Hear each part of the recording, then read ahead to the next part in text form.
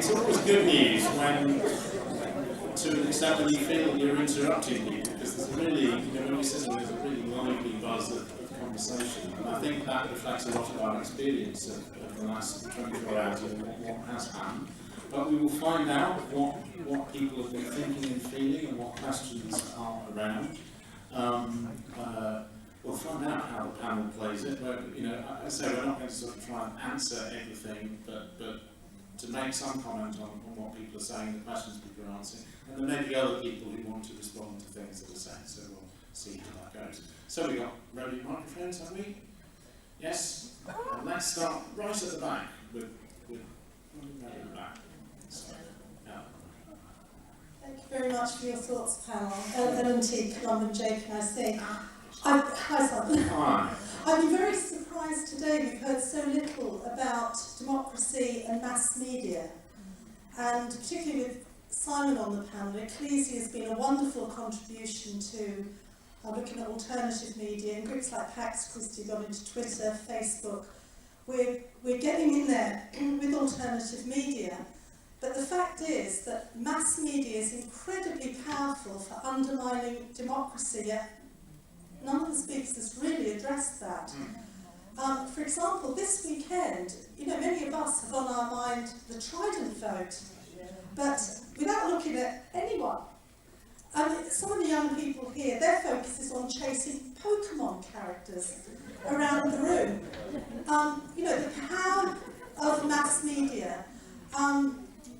Like one of the most popular, I didn't look that directly at this one. I can say he wasn't doing it during mass. The Daily Mail, for example, a very popular website, and you can have, a story like South Sudan breaking up as a country after only 5 years, which isn't even up there. But Kim Kardashian's latest outfit and her relationship with Kanye is. She's got 10 million Twitter followers. So I feel very much, we're very much, I have been like that around for 100 years and doing group media and some mass media, but very much believing in small groups and so on. But could you say something about how that work almost is so tiny compared to the power of like a tweet from a very famous celebrity, the power of the mass media in really undermining democracy and issues that matter to ordinary people, the vulnerable, the marginalised homeless people. Getting that out there is really hard. Right. Thanks, Alan. Thanks very much. I think what we'll do is we'll take another couple of contributions and then we'll give some responses. Thank you. Who's next? Someone here.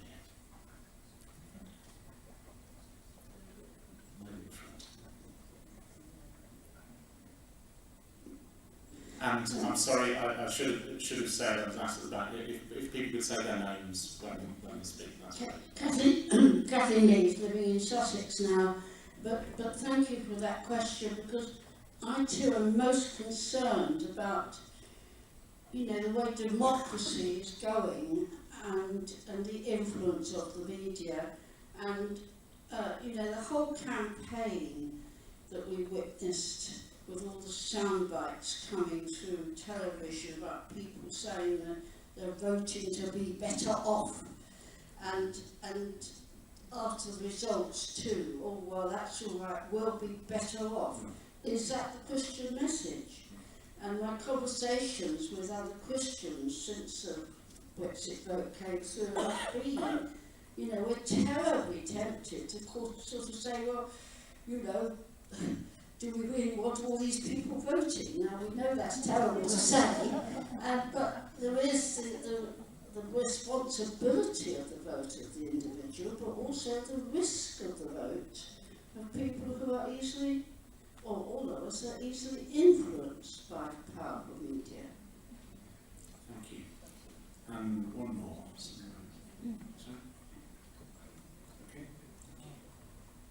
Thank you. I'm Martin Bertine, Christian CND, but this is about democracy. Mm-hmm. We've had very good sessions on basically resetting the objectives of democracy, and I felt very, very encouraged by that.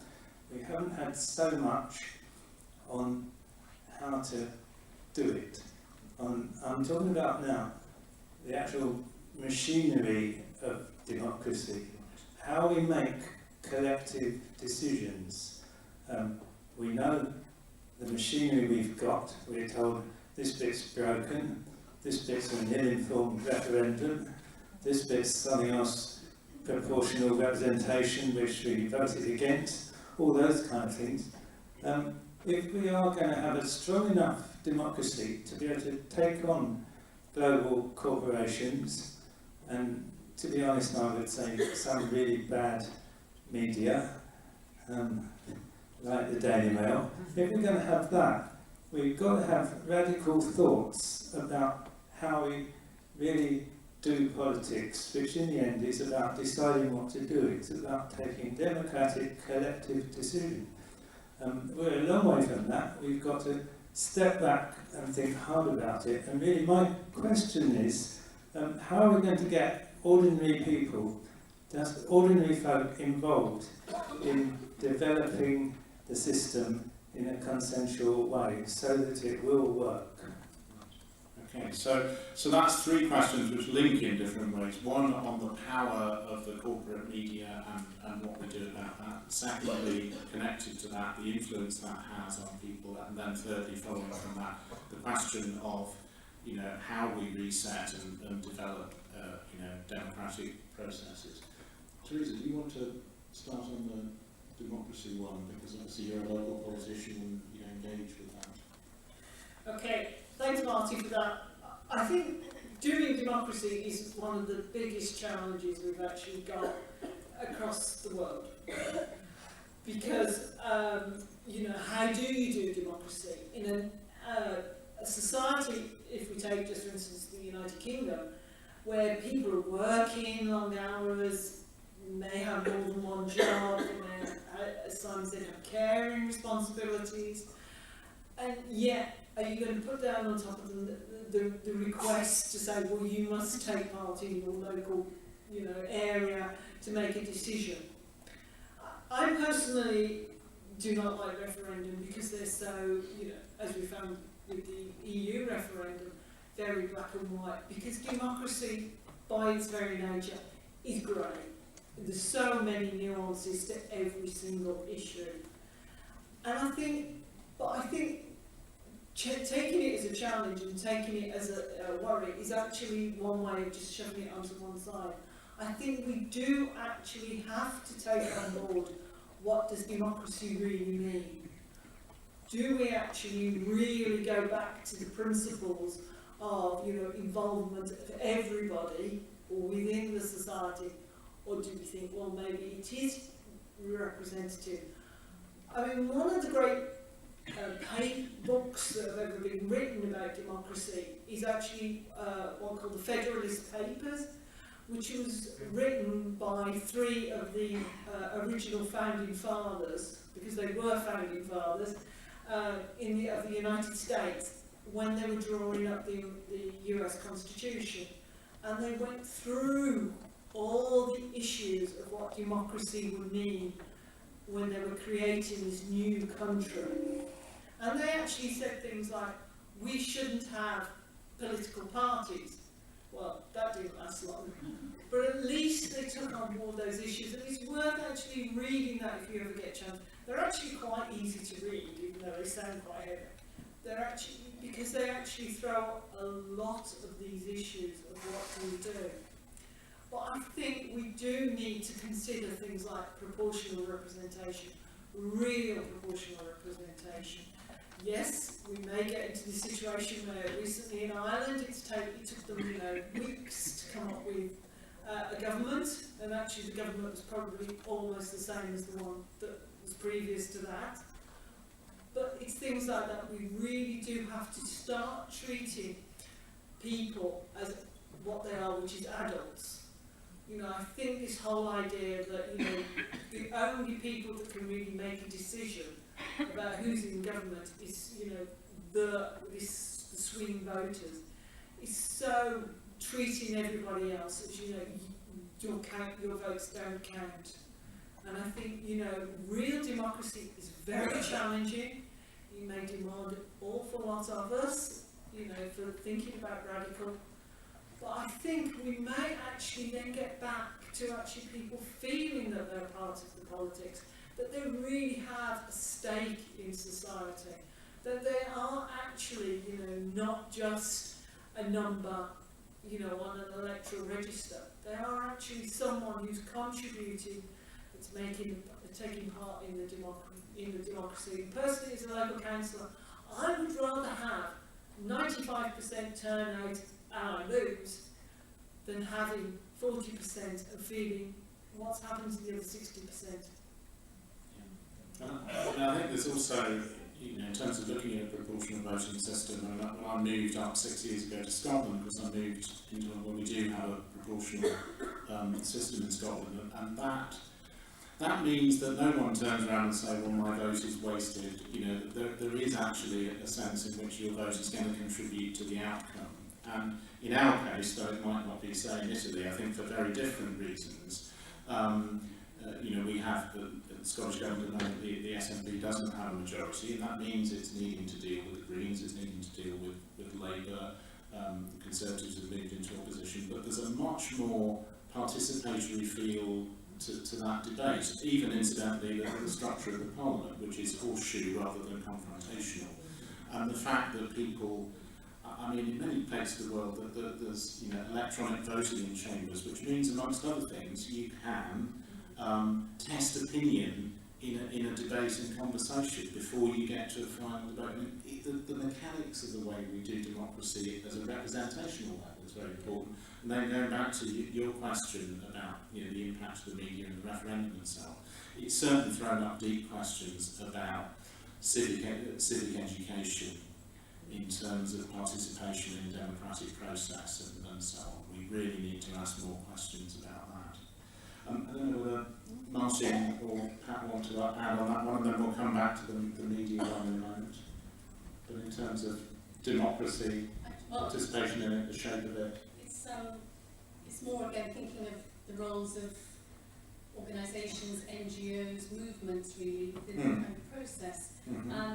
I was lucky enough to be in Brussels the morning the Brexit vote broke at a Pax Christi International meeting, and there was great kind of commiseration and condolence from partners from all over the world, but it just made me so thankful, A, for being part of an international movement, because no matter what happens, Brexit or no Brexit, we have a movement of people across national boundaries, you know, who are committed to being together, working together, and that to me is very important. And then it made me think that I think we have a lot of strengths like that to draw on within the democratic movement. There are models of organisation. So think of all the models of organisations here today who are facing out internationally and who are bringing those experiences back in. You know, Caritas and CSAM, CAFOD, the trade union movement facing out in particular ways into the international community,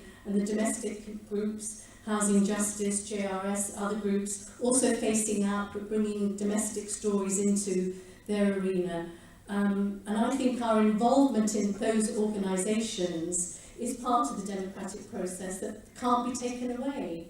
And I think it's very healthy that now is the time maybe we need to kind of shore up those organisations, look at their value in terms of the way they can reflect something valuable into the democratic process, how they encourage active citizenship, because I think all of those organisations do that, and how they probably also encourage education and formation. So I'm not, you know, I feel we've got some fantastic structures that we can use to build on within this terrible whatever period that we're going through. I think that, you know, I feel very privileged that we have these structures. Martin, anything you want to add on that one?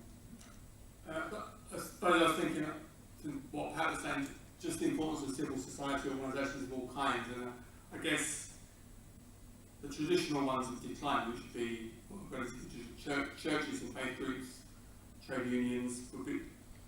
I think there used to be a tradition of town hall meetings. I think which like the citizens groups are trying to revive. Maybe people are more involved in single issues and charity groups and stuff like that, but they're more smaller groups, so the kind of bigger participation things have declined. I think that's a serious part of the democratic deficit as well. Thanks for that. Another couple of quick things I mentioned that. One is experiments like, which have developed in some parts of the world extensively and beginning to happen here, my own area of Leith, is participatory budgeting, involving communities in looking at how resources are used. Now, I would put a warning to that as well, because I think participatory budgeting, getting people involved in allocating resources and having democratic debates about that is a very good thing at one level. At another level, it's also a way sometimes in which politicians who are seeking to make cuts can allocate those cuts to local communities and get them, empower them to decide. It can be very cynical. So, one needs to be wise as serpents and gentle as doves and looking at those kinds of alternatives, really. On to the media. The big question from Helen about the power of the corporate media, and that is true.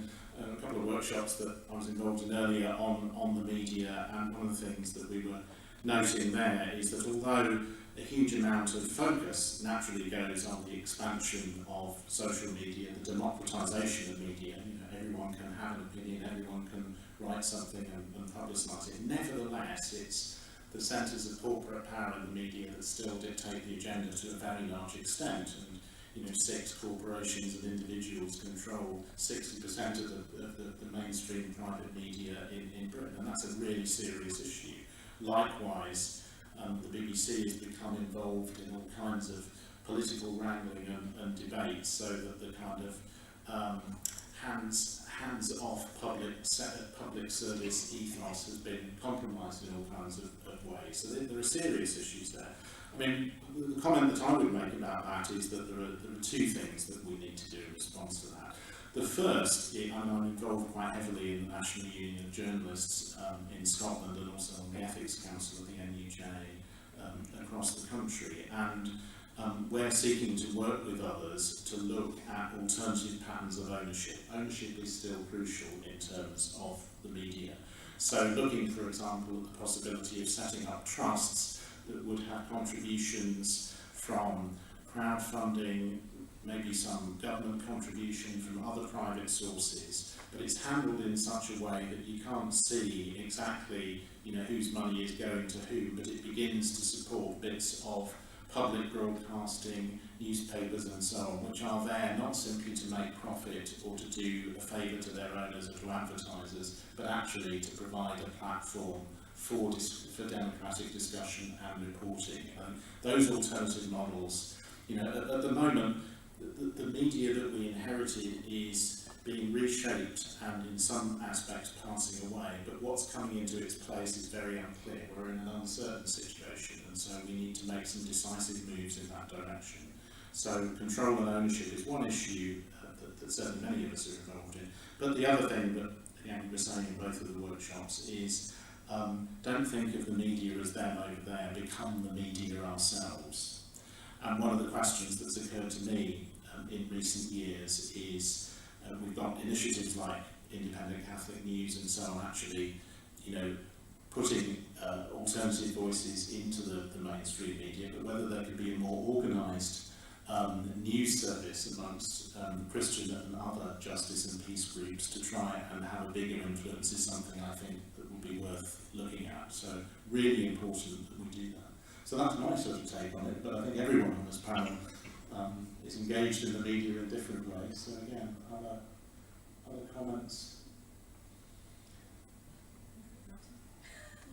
So the danger is just complaining that all bad things, isn't it? But anyway, all the points have been made are totally valid. I think I was just remembering. I think part of the issue we've got is it's kind of a broken circus in society. We're fed well and we're entertained. In the beginning of the 80s, there was no such thing really as an entertainment or a leisure industry. Now it's a massive thing. actually massively busy enjoying themselves. And they're too busy being entertained by all the entertainment media, everything that we've got these days. And for ourselves, we need to discipline ourselves not to be sedated by that, not to be sucked in by that. And we need to try and help others to not to be likewise. And support those alternative sources of media that you mentioned. I think another great danger on kind of on the horizon at the moment, I think Facebook is very dangerous because the internet used to be like all sorts of different things, and now the internet is one thing, it's Facebook for so many people, or Twitter or whatever, but this company is running so much and they're buying up more, and other internet-based companies likewise, they're colonising the whole internet, which is really dangerous. I think we really need to, as a society globally, probably, how we do this, this is something we need to get a handle on somehow or other. But yeah, that's it. Thanks. Teresa?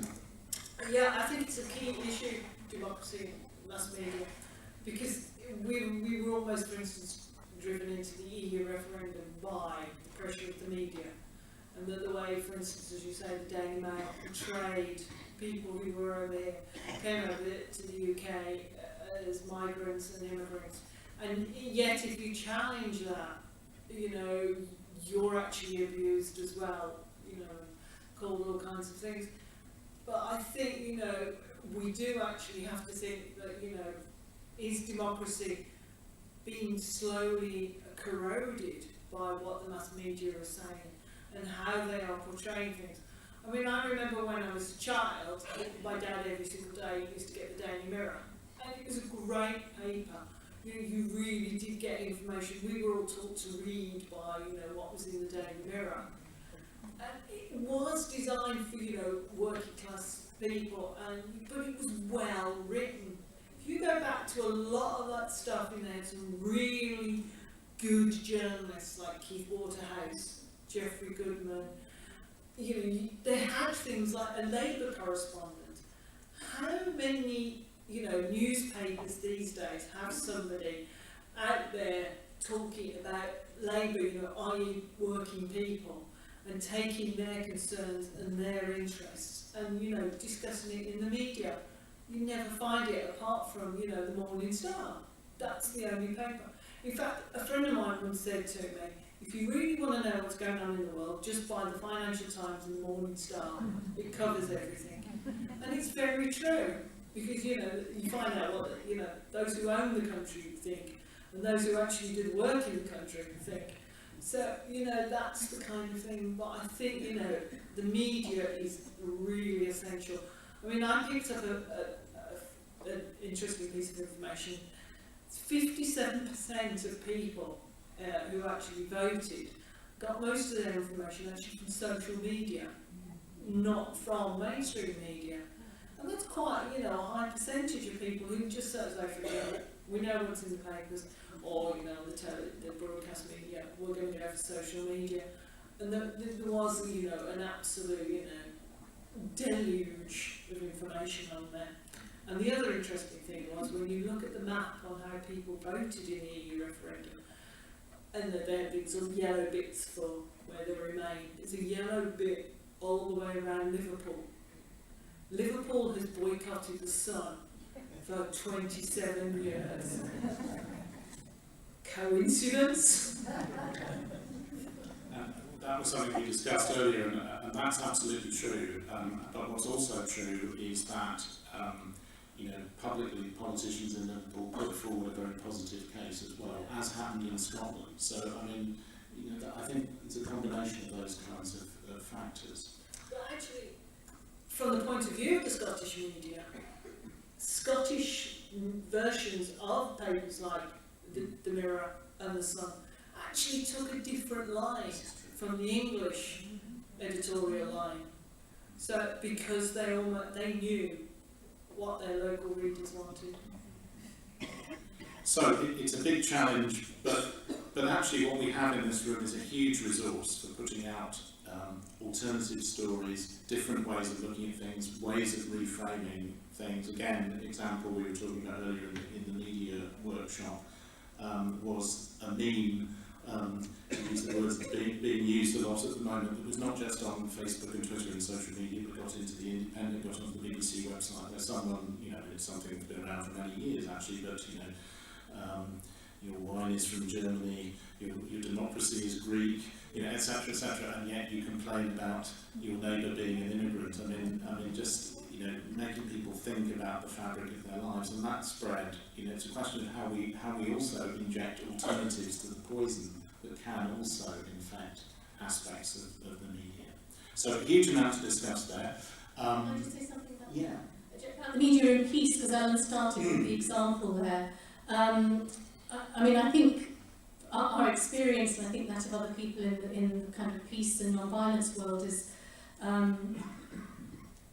stories about peacemaking and non-violence are dismissed and caricatured and ridiculed, certainly in church press, and they hardly get into any kind of national press. So that's the stories about peacemaking and how it's just not taken seriously. No one actually wants to engage with what it's about, what it looks like, what the strands are, what the processes are, what the good stories are, what the good news is.